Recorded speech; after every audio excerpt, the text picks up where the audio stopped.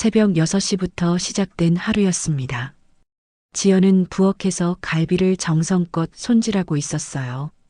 27이 된 지금도 크리스마스만큼은 특별하게 보내고 싶었거든요. 특히 올해는 더욱 그랬습니다. 이번엔 정말 따뜻한 가족이 되었으면 좋겠어.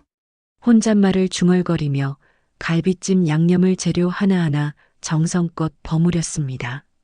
IT 개발자로 일하며 바쁜 일상을 보내지만 오늘만큼은 시간을 아끼지 않았어요. 잡채 당면을 삶고 전을 부치고 케이크까지 직접 만들었습니다.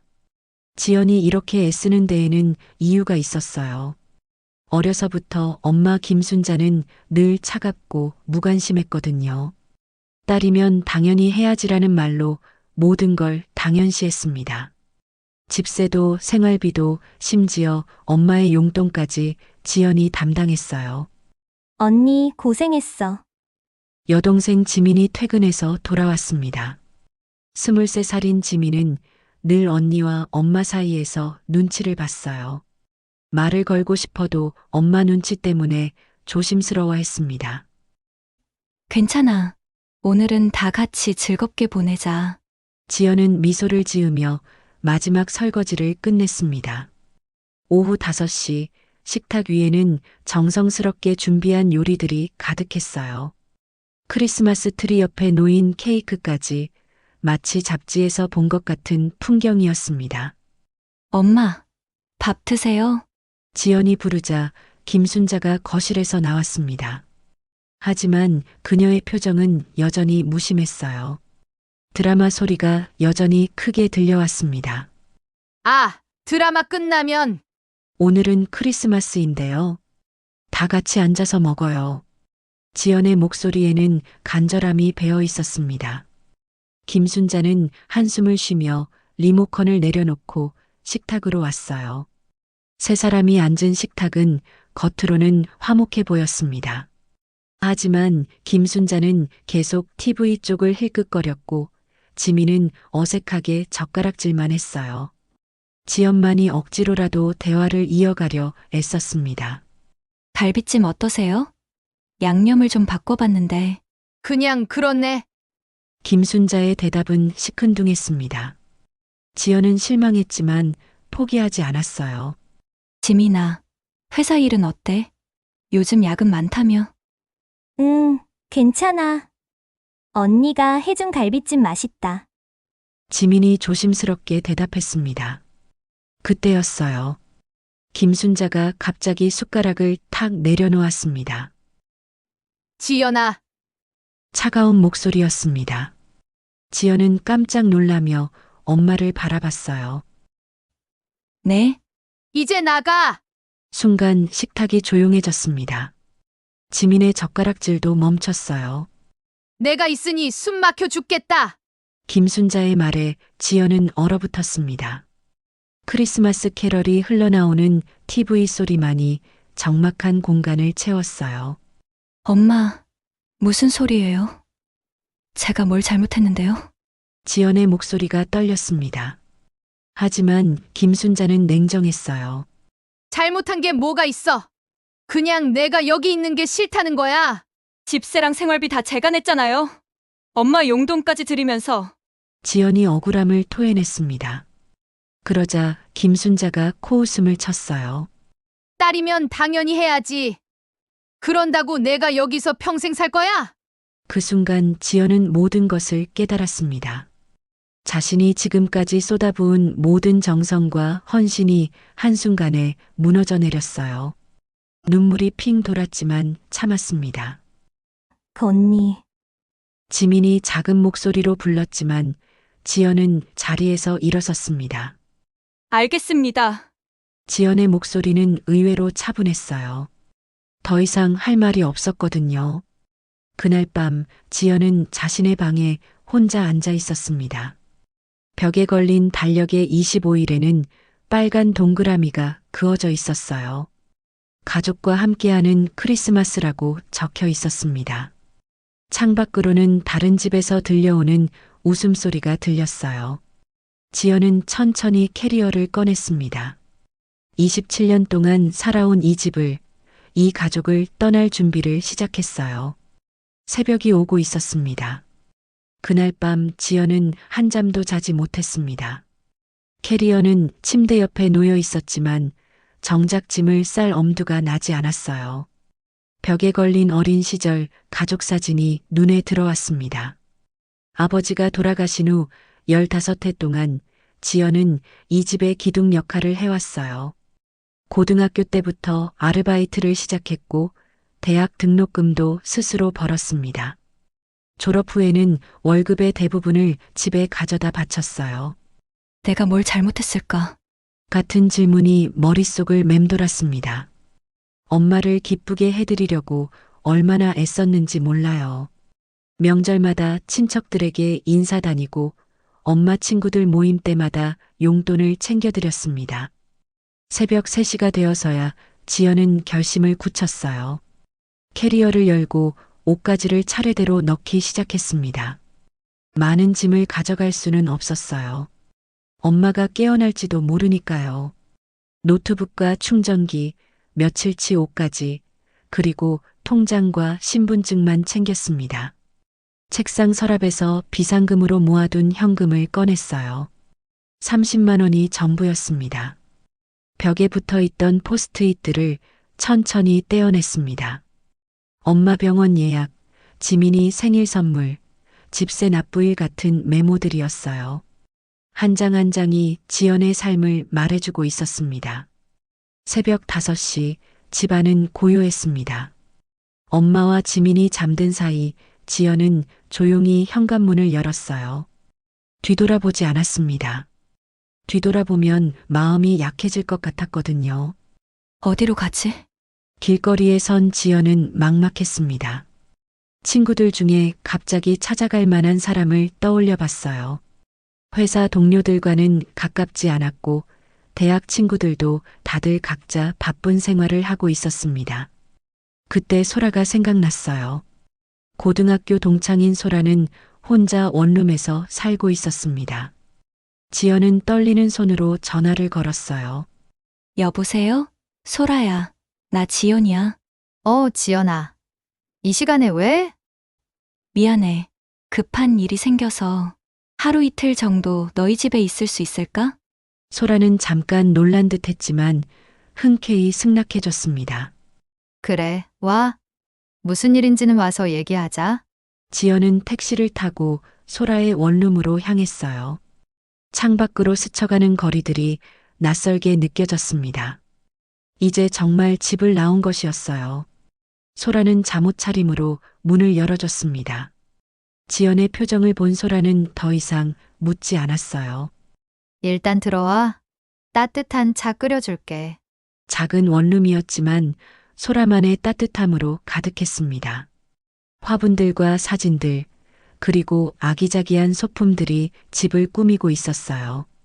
지연은 문득 부러웠습니다. 고마워. 소라야. 뭔 소리야. 친구 사이에. 근데 정말 무슨 일이야? 지연은 어젯밤 일을 간단히 설명했습니다. 소라는 중간중간 혀를 찼어요. 어머니가 너무하시네. 내가 얼마나 효자였는데. 효자라. 그런 건가? 지연은 씁쓸하게 웃었습니다. 지금까지 당연하다고 생각했던 모든 것들이 의심스러워졌어요. 그날 하루 지연은 소라의 집에서 멍하니 지냈습니다. 회사에는 개인 사정으로 하루 휴가를 냈어요. 소라는 출근하며 천천히 생각해 보라고 말했습니다. 오후가 되자 지민에게서 연락이 왔어요. 언니 어디 있어? 엄마가 언니 찾으시는데. 지연은 잠시 망설였습니다. 그러나 지민이 걱정할까봐 대답했어요. 나 괜찮으니까 걱정하지 마. 며칠 후에 연락할게. 언니, 엄마가 어젯밤 일을 후회하고 계셔. 지민의 말에 지연의 마음이 흔들렸습니다. 혹시 엄마가 진심으로 사과할 마음이 있는 건 아닐까요? 하지만 곧바로 현실로 돌아왔어요. 엄마는 지금까지 한 번도 진심으로 사과한 적이 없었거든요. 항상 서로 잘못한 거 아니냐는 식으로 넘어가려 했습니다. 지민아, 내가 엄마 잘 보살펴드려. 나는 이제 내 인생을 살아보려고. 전화를 끊고 지연은 깊은 한숨을 쉬었습니다. 27년 만에 처음으로 자신만을 위한 선택을 한 것이었어요. 저녁에 소라가 치킨을 사들고 왔습니다. 둘은 작은 테이블에 앉아 맥주를 마셨어요. 지연아, 솔직히 말해봐. 집에서 나온 게 후회돼. 소라의 질문에 지연은 생각해 봤습니다. 서운함과 섭섭함은 있었지만 후회는 없었어요. 후회는 안 해. 오히려 왜 진작 나오지 못했을까 싶어. 그럼 됐어. 당분간 여기 있어도 돼. 나도 혼자 사는 게 심심했거든. 소라의 배려에 지연은 고마웠지만 오래 신세를 질 수는 없었어요. 빨리 자신만의 공간을 찾아야 했습니다. 그날 밤 지연은 부동산 앱을 켜고 원룸을 찾아봤습니다. 예산은 넉넉하지 않았지만 독립할 수 있을 만큼은 되었어요. 며칠 후면 새로운 삶이 시작될 것이었습니다. 두렵기도 했지만 동시에 기대되었어요. 이제야 비로소 자신의 인생을 살아갈 수 있을 것 같았거든요. 창밖으로 보이는 도시의 불빛들이 지연에게는 희망처럼 느껴졌습니다. 지연이 집을 떠난 지 일주일이 지났습니다. 소라의 도움으로 회사 근처에 작은 원룸을 구할 수 있었어요. 보증금 500, 월세 40만 원. 지연의 월급으로는 빠듯했지만 자유의 값이라고 생각했습니다. 새 집으로 이사하는 날 지민이 도와주러 왔어요. 언니를 걱정하는 마음에 회사까지 반차를 냈습니다. 언니, 정말 여기서 살 거야? 지민은 좁은 원룸을 둘러보며 걱정스럽게 물었습니다. 냉장고도 세탁기도 없는 빈 공간이었어요. 응, 천천히 하나씩 사면 돼. 지연은 담담하게 대답했습니다. 사실 두려움도 있었지만 이상하게 마음이 편했어요. 그 엄마는 뭐라고 하셔? 지민이 조심스럽게 물었습니다. 지연은 박스를 정리하던 손을 멈췄어요. 엄마 얘기는 안 했으면 좋겠어. 그 언니, 그때 지민의 핸드폰이 울렸습니다. 고모 박영희에게서 온 전화였어요. 지민은 잠시 망설이더니 전화를 받았습니다. 네, 고모. 지금 언니랑 있어요. 지민의 표정이 점점 굳어졌습니다. 고모와 몇 마디 주고받더니 전화를 끊었어요. 언니 큰일 났어. 지민의 목소리가 떨렸습니다. 왜? 무슨 일인데? 엄마가 친척들한테 거짓말을 했어. 지연은 불안한 마음으로 지민을 바라봤습니다. 크리스마스 날 언니가 술에 취해서 고함을 지르고 집을 뛰쳐나갔다고. 그렇게 말했대.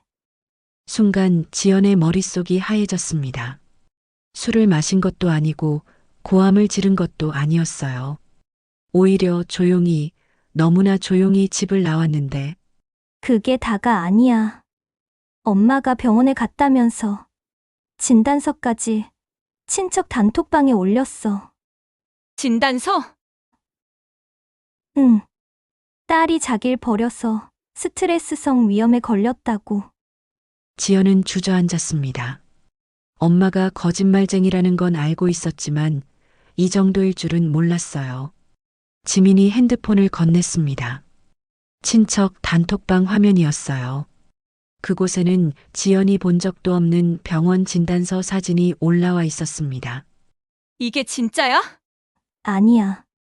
언니도 알잖아. 엄마가 얼마나 건강하신지. 지민의 말이 맞았습니다. 김순자는 평생 큰 병치레 한 번 없었어요. 오히려 다른 사람들보다 건강했습니다. 단톡방에는 친척들의 메시지가 이어지고 있었어요. 지연이가 너무했네. 어머니를 그렇게 두고 어떻게 나갈 수가 있어. 요즘 젊은 애들은 효도가 뭔지도 모르나 봐. 지연은 핸드폰을 내려놓았습니다. 억울함이 치밀어 올랐어요. 사촌들도 다 믿고 있어? 응. 심지어 대진이 오빠는 언니를 단톡방에서 내보내자고까지 했어. 대진은 지연보다 한 살 많은 사촌 오빠였습니다. 어려서부터 지연을 귀여워해주던 오빠였는데 정말 아무도 내 말은 안 믿는구나. 지연의 목소리에는 절망감이 배어 있었습니다. 언니, 내가 사실대로 말할까? 내가 다 봤잖아. 엄마가 언니를 내쫓은 거. 안 돼. 너까지 엄마랑 사이가 나빠지면 어떻게 해. 지연은 고개를 저었습니다. 지민만큼은 엄마와 평화롭게 지내길 바랐거든요. 그날 밤 지연은 새 집에서 혼자 밤을 보냈습니다. 라면 하나 끓여 먹으며 생각에 잠겼어요. 친척들이 자신을 어떻게 생각하는지가 중요한 건 아니었습니다. 하지만 억울했어요. 다음 날 아침 회사에 출근하니 분위기가 이상했습니다. 동료들이 지연을 보며 수군거렸어요. 지연 씨, 잠깐 얘기 좀 할까요? 팀장 김 과장이 지연을 불렀습니다. 무슨 일인지 모르겠지만 SNS에 가족 얘기가 올라와 있던데요. 지연은 깜짝 놀랐습니다. SNS를 확인해 보니 사촌 중 하나가 자신의 계정에 글을 올려놓았더군요. 우리 이모가 딸 때문에 병원에 입원했다. 효도는커녕 집에서 고함 지르고 나가버린 사촌을 보면서 요즘 젊은 세대가 걱정된다. 회사 사람들 중에서도 그 사촌과 SNS로 연결된 사람이 있었던 것이었어요. 지연은 얼굴이 화끈거렸습니다. 죄송합니다. 제가 정리하겠습니다. 그러세요? 회사 이미지에도 좋지 않으니까. 퇴근 후 지연은 소라를 만났습니다. 소라는 상황을 듣고 분노했어요. 이건 명예훼손이야. 어떻게 거짓말을 이렇게 당당하게 할 수가 있어? 그래도 엄마인데 엄마라고 다 용서되는 게 아니야. 지연아, 이대로 있으면 내가 정말 나쁜 사람이 되어버려. 소라의 말이 맞았습니다. 하지만 지연은 어떻게 해야 할지 몰랐어요. 내가 뭘 할 수 있겠어. 아무도 내 말은 안 믿을 텐데. 그럼 증명해. 내가 얼마나 희생했는지, 엄마가 얼마나 심했는지. 어떻게? 통장 내역이라도 보여줘. 내가 집에 얼마나 많은 돈을 갖다 바쳤는지. 지연은 생각에 잠겼습니다. 정말로 자신의 무죄를 증명해야 할 시간이 온 것일까요? 그날 밤 지연은 노트북을 켜고 오랫동안 화면을 바라봤습니다. 키보드 위에 손을 올렸다가 다시 내렸어요. 한번 공개하면 되돌릴 수 없었거든요. 하지만 이대로 있을 수도 없었습니다. 거짓 소문은 눈덩이처럼 커져갔고 지연의 인생까지 망치고 있었어요. 새벽 2시 지연은 마침내 결심을 굳혔습니다. 진실을 말할 때가 온 것이었어요. 새벽 2시 지연은 노트북 앞에 앉아 긴 글을 작성하기 시작했습니다. 손가락이 떨렸지만 더 이상 참을 수 없었어요. 제목은 간단했습니다. 크리스마스에 일어난 일의 진실. 지연은 차근차근 그날의 상황을 적었습니다. 하루 종일 정성껏 준비한 음식들, 가족과 함께하고 싶었던 마음, 그리고 엄마가 던진 차가운 말들까지 감정에 치우치지 않으려 애썼어요. 통장 내역 스크린샷도 함께 올렸습니다. 지난 5년간 집에 보낸 돈의 기록이었어요. 월세, 생활비, 엄마 용돈까지 합치면 월 100만 원이 넘었습니다. 저는 술을 마시지도 않았고 고함을 지르지도 않았습니다. 그저 조용히 짐을 싸서 나왔을 뿐이에요. 마지막 문장을 쓰고 지연은 잠시 망설였습니다. 한번 올리면 되돌릴 수 없었거든요. 하지만 진실을 알릴 권리는 있었습니다. 오전 9시 글을 올리고 회사에 출근한 지연은 핸드폰을 꺼놨어요. 반응이 무서웠거든요. 점심시간에 핸드폰을 켜니 놀라운 광경이 펼쳐졌습니다. 댓글이 수백 개나 달려 있었어요. 지연아 고생 많았구나. 어머니가 너무 심하셨네. 내 마음 다 이해해. 힘내. 대부분이 지연을 응원하는 내용이었습니다. 동네 사람들, 고등학교 친구들, 심지어 잘 모르는 사람들까지 위로의 메시지를 보내줬어요. 오후 3시쯤 고모 박영희에게서 전화가 왔습니다. 지연아, 고모야. 네, 고모. 미안하다. 고모가 내 엄마 말만 믿고 너를 의심했어. 고모의 목소리에는 미안함이 가득했습니다. 괜찮아요. 고모도 모르셨으니까. 아니야. 사실 고모는 알고 있었어. 내 엄마가 너한테 의존하면서도 고마워하지 않는다는 걸. 고모는 한숨을 쉬었어요. 예전부터 내 엄마는 그랬어. 체면 때문에 거짓말하고 자기가 피해자인 것처럼 굴고. 지연은 처음 듣는 얘기였습니다. 우리 어머니가 원래 그러셨어요? 응. 내 아버지 살아계실 때도 그랬어. 하지만 내 아버지가 다 덮어주셨지. 새로운 사실을 알게 된 지연은 복잡한 심정이었어요. 저녁에는 대진 오빠에게서 연락이 왔습니다. 지연아, 오빠야, 정말 미안해. 오빠, 오빠가 너무 성급했어. 엄마 말만 듣고 너를 오해했지. 대진 오빠의 목소리는 부끄러워하고 있었습니다. 사실 오빠도 의심스러웠어. 내가 그럴 애가 아니라는 걸 알았거든. 근데 어른들 말씀이니까. 괜찮아요. 오빠, 저도 이해해요. 이모가 진짜 화가 나셨어. 단톡방에서 지연이 어머니한테 호되게 얘기하시더라. 지연은 상황이 돌아가고 있음을 느꼈습니다. 다음 날 아침 지민이 전화를 걸어왔어요. 언니, 엄마가 난리야. 무슨 일인데? 친척들이 전화해서 엄마한테 화내고 있어. 특히 고모가 정말 화가 나셨대. 지민의 목소리는 걱정스러웠지만 어딘지 시원해하는 것 같았어요. 그리고 언니, 병원 진단서 가짜인 거 들켰어. 어떻게? 삼촌이 의사 친구한테 물어봤는데 그런 진단서는 없는 양식이래. 엄마가 인터넷으로 만든 거야. 지연은 한편으로는 속이 시원했지만 한편으로는 엄마가 불쌍했어요.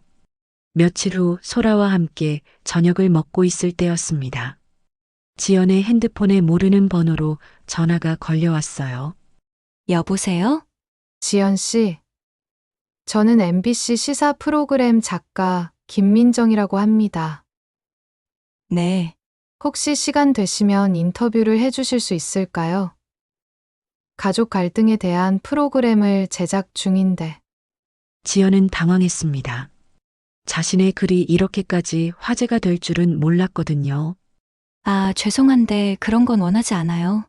그러시군요. 하지만 많은 사람들이 공감하고 있어요. 비슷한 상황에 있는 분들에게 도움이 될 것 같은데. 전화를 끊고 지연은 소라를 바라봤어요.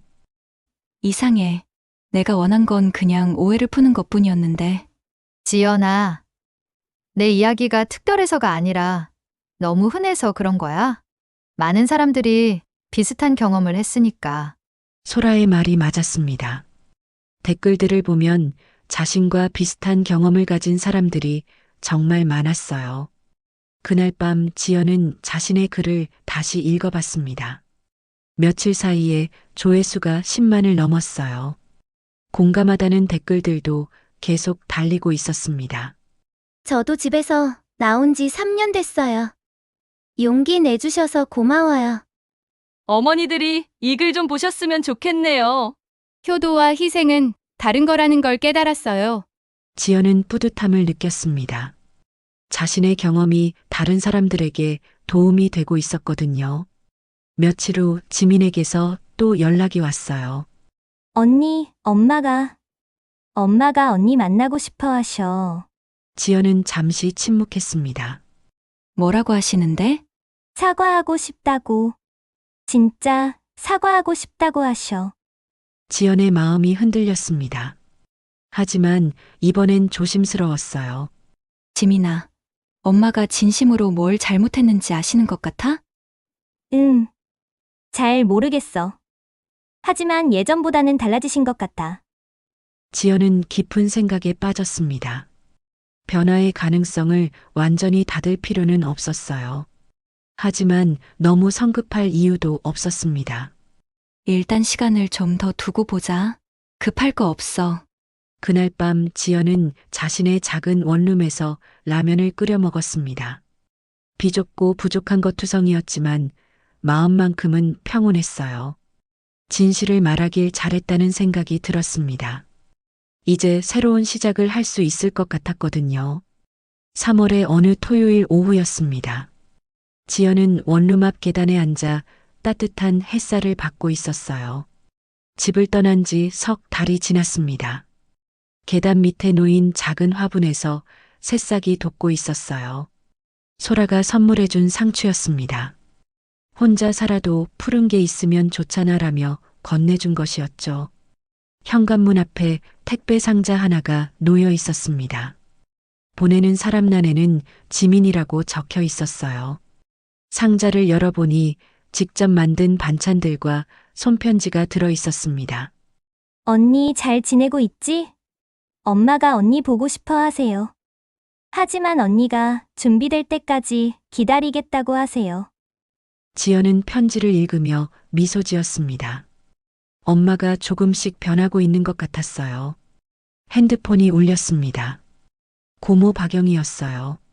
지연아, 고모야. 오늘 시간 있니? 네, 고모. 무슨 일이세요? 커피나 한잔 할까? 할 얘기가 있어서. 1시간 후 동네 카페에서 고모를 만났습니다. 고모는 지연을 보더니 안쓰러운 표정을 지었어요.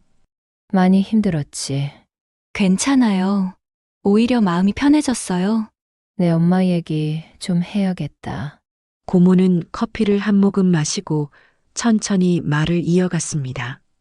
내 엄마가 어려서부터 그랬어. 자존심이 세고 체면을 중요하게 생각하지. 지연은 조용히 들었습니다. 내 아버지가 돌아가시고 나서 더 심해졌어. 혼자 아이들 키우는 게 얼마나 힘들었겠니. 하지만 도움을 받는 걸 싫어했지. 그래서 저한테 의존하신 거군요. 그렇지. 딸이니까 당연하다고 생각한 거야. 고마워해야 할 줄 모르고. 고모는 한숨을 쉬었어요. 지금은 많이 후회하고 있어. 친척들한테도 혼났고 내가 올린 글 보고 충격받았대. 정말요? 응. 자기가 얼마나 이기적이었는지 깨달았다고 하더라. 지연은 복잡한 심정이었습니다. 미워하고 싶어도 완전히 미워할 수 없는 게 가족이었어요. 하지만 지연아, 너는 절대 급하게 마음 열지 마. 진짜 변했는지 시간을 두고 봐야 해. 고모의 조언이 고마웠습니다. 일주일 후 지연은 회사에서 승진 소식을 들었습니다. 팀장이 개인적으로 불러서 말해줬어요. 지연 씨, 고생 많으셨어요. 개인적인 일 때문에 힘들었을 텐데 업무에 소홀하지 않아서 인정받았습니다. 감사합니다. 앞으로도 힘내세요. 젊은데 혼자 사는 것 쉽지 않을 텐데. 승진과 함께 월급도 올랐습니다. 이제 좀 더 여유 있게 살 수 있을 것 같았어요. 그날 저녁 소라와 승진 축하 모임을 했습니다. 소라의 원룸에서 치킨을 시켜 먹으며 이야기꽃을 피웠어요. 지연아, 진짜 많이 달라졌다. 뭐가? 예전엔 늘 눈치 보고 미안하다고 먼저 말하고 그랬잖아. 지금은 당당해 보여. 소라의 말에 지연도 느끼고 있었습니다. 자신이 변했다는 것을. 혼자 살아보니까 내가 뭘 좋아하는지 알겠더라. 그동안 내 감정은 생각해 본 적이 없었거든. 그럼 됐어. 이제 진짜 내 인생을 사는 거야. 다음 날 일요일 아침, 지연은 혼자 브런치를 만들어 먹었습니다. 달걀 프라이와 토스트, 그리고 소라가 준 상추로 만든 샐러드. 간단했지만 행복했어요. 창밖으로 봄꽃이 피기 시작했습니다. 벚꽃이 흩날리며 떨어지고 있었어요. 그때 초인종이 울렸습니다. 인터폰 화면을 보니 엄마 김순자가 서 있었어요. 손에는 작은 봉지를 들고 있었습니다. 지연은 잠시 망설였습니다. 하지만 문을 열어줬어요. 지연아, 엄마의 목소리는 평소와 달랐습니다. 작고 조심스러웠어요. 들어오세요. 김순자는 원룸을 둘러봤습니다. 냉장고도 세탁기도 중고로 산 것들이었지만 지연 나름대로 깔끔하게 정리해놨어요. 여기서 혼자 지내고 있구나. 네, 김순자는 들고 온 봉지를 내밀었습니다. 동네 빵집에서 산 저렴한 파이였어요. 이걸로 우리 밥 먹으면서 풀자. 굳이 사과할 건 없지. 서로 잘못한 거잖아. 그 순간 지연은 완전히 마음을 접었습니다. 엄마는 여전했어요. 진심으로 사과할 생각이 없었습니다. 엄마, 저는 뭘 잘못했나요? 그러니까. 김순자는 제대로 대답하지 못했습니다. 앞으로는 연락하지 마세요. 저는 이제 제 인생을 살겠어요. 지연은 조용히 말했습니다. 화내지도 않고 소리 지르지도 않았어요. 지연아, 그래도 엄마인데. 엄마라는 이름으로 저를 이용하지 마세요. 지연은 문을 열었습니다. 나가주세요. 김순자는 잠시 서 있다가 봉지를 들고 나갔어요. 뒤돌아보지 않았습니다. 문을 닫고 지연은 깊은 숨을 쉬었습니다. 가슴이 아프긴 했지만 후회는 없었어요. 그날 오후 지민이 전화를 걸어왔습니다. 언니, 엄마가 다녀가셨다며? 응, 하지만 변한 게 없더라. 언니, 나도 곧 독립할 거야. 돈은 모으고 있어. 지민의 말에 지연은 안타까웠습니다. 지민아, 돈은 못 도와줘도 내 편은 될게. 힘들면 언제든 연락해. 고마워. 언니가 용기 내줘서 나도 생각하게 됐어. 전화를 끊고 지연은 창밖을 바라봤습니다. 그로부터 몇 달이 지났습니다. 지연은 원룸을 조금씩 꾸며나갔어요. 책장도 사고 작은 식탁도 장만했습니다. 가끔 외로울 때도 있었지만 자유로웠습니다. 아무에게도 눈치 보지 않고 자신이 원하는 대로 살 수 있었거든요. 어느 날 지연은 자신이 쓴 글을 다시 읽어봤습니다. 댓글은 여전히 달리고 있었어요. 저도 작년에 독립했어요. 지연님 덕분에 용기 냈어요. 효도와 희생은 정말 다른 거네요. 가족이라고 모든 걸 참을 필요는 없다는 걸 배웠어요. 지연은 뿌듯했습니다. 자신의 경험이 다른 사람들에게 도움이 되고 있었으니까요.